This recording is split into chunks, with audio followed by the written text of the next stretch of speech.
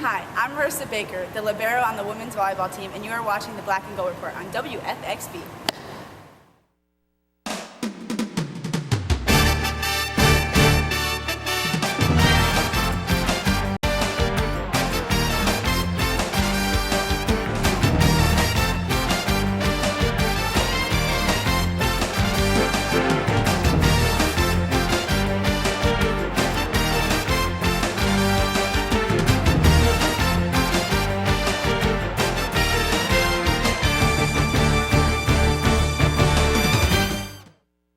Good afternoon, Braves fans, and welcome to this week's edition of the Black and Gold Report, a program all about UNC Pembroke athletics.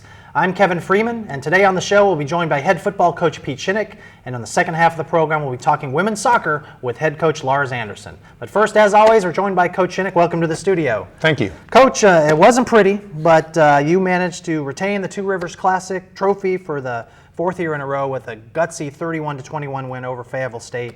Neither team played terribly well at times, but I'm sure you'll take the win. Give us your overall impression of this game. Well, I think, with I think it was an hour and 25-minute delay with the lightning and the rain. The fact that it was hard to hold on to the ball. We put the ball on the ground way too many times, turned it over by interception 2 times. I think both defenses probably had the upper hand in that type of weather. Going back and watching it on film, I didn't realize just how hard it was raining and how much rain there actually was on the field throughout the course of the game. But as you say, we found a way to win, found a way to come out on top, and we'll take it. Well, as you mentioned, and as most folks know by now, you played most of this game in pretty heavy rain. Did you alter your game plan at all based on the weather? And what kinds of overall effects did the rain have on your game plan? Well, defensively, I don't think you change much of what you're going to do. Offensively, until I felt like it was going to become an issue, we stuck with pretty much what we went into, whether it was sunshine or a dry day.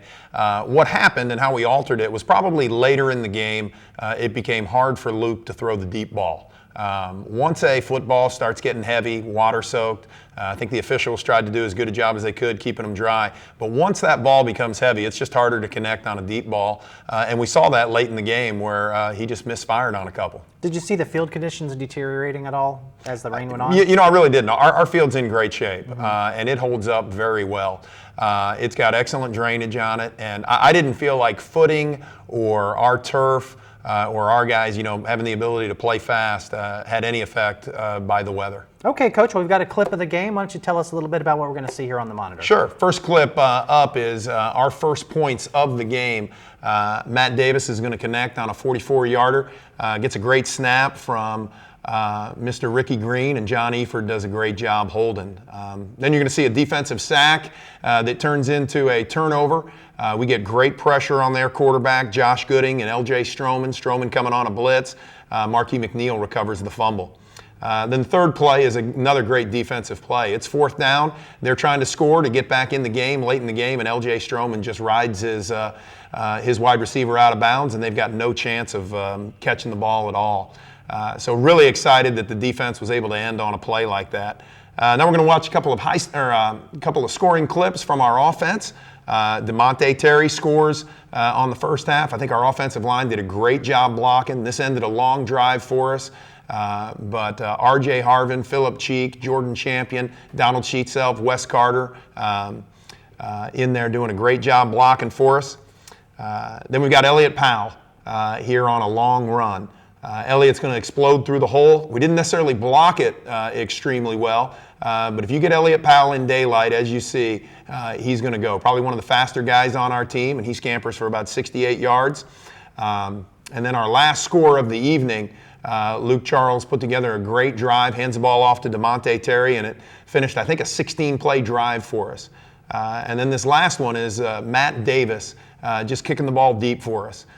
Kicks it into the end zone in the rain with a heavy ball. That's always great to see. Very excited to see that out of a kicker where he can take the ball and get it out of the end zone, no chance of a return, and put the ball in the 25 and play defense. Yeah, I didn't write this question on the script, but has moving the ball for touchbacks, for kickoffs, has that changed anything at all? I mean, are you adjusting pretty well to that? Yeah, we'll take the ball to 25 anytime. Mm-hmm. We really will. We're not telling him not to kick it out of the end zone. If he can kick it out of the end zone, we want to be able to do that. And Matt's been able to do that on a couple occasions. I think we've kicked the ball actually by moving it up to the 35. I think we've kicked the ball more out of the end zone than we ever have. And so that 5 yards really helped us out a lot. Okay, well, let's get back to the game. As you mentioned, the game was delayed by an almost hour and a half as a result of lightning strikes in the area. It's official NCAA rules, of course, to do that. It was about 8 minutes in the first quarter. The Braves were leading 3-0. When you went back into the locker room, what did you do? What did you tell your players during the downtime? And were you worried about the effects that long layover might have? Yeah, I think you're always worried about the effects because it's something you can't practice. I mean, I don't know how you simulate that. And we've been very fortunate with the weather in practice that we've been able to, make it through most of our practices. But what we were doing was just kind of relaxing until they told us we were 15 minutes out. And we went in, they said it's 30 minutes. Then 10 minutes into that, they said it's 30 more minutes. And then 15 minutes into that, they said it kept getting pushed back. And so I really didn't start doing much coaching until they told me we had 15 minutes left. Because anything I would have told them if I would have started coaching them, it would have been an hour later, an hour and 10 minutes later. So you really wait. Our guys did a great job getting off their feet. We had some food for them. Some of the coaches made some peanut butter sandwiches. We had some granola bars. We had some bananas because we were in there for an hour and 22 minutes, I think.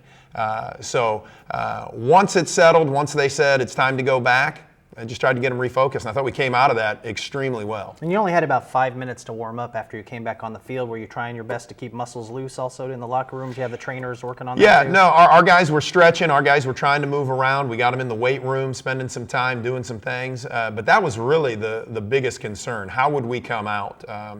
Luke and John, our quarterbacks, went out a little early, threw the ball around, and then I think everybody was just so excited to get back into it. But we did spend, like you said, 5 minutes on the field with Coach Hannett, our strength coach, getting us loosened up. All right, Coach, we're going to take our first break. When we come back, we're going to talk a little bit more about the Two Rivers Classic and then about the upcoming game against Wing It. I